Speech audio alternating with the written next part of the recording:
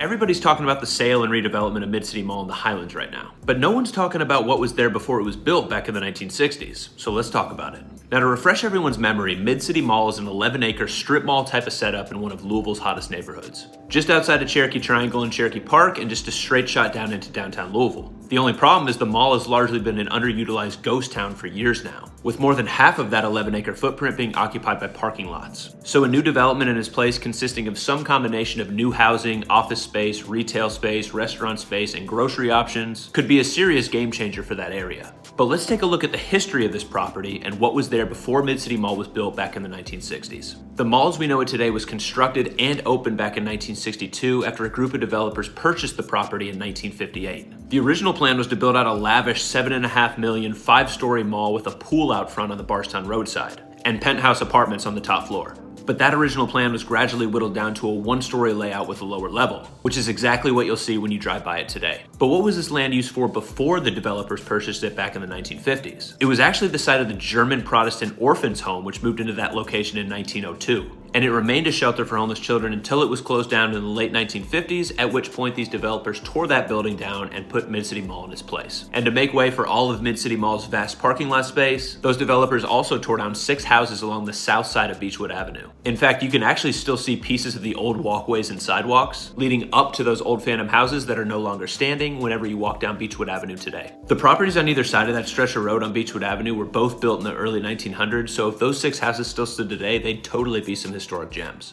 A great example of what makes Mid-City Mall a failed use of valuable neighborhood space. But I'm hopeful for the land's future, and I know the neighborhood's going to play way more of a role in what happens with the site moving forward, to transform it into more of an asset for the residents living around it. Can't wait to see the revamp.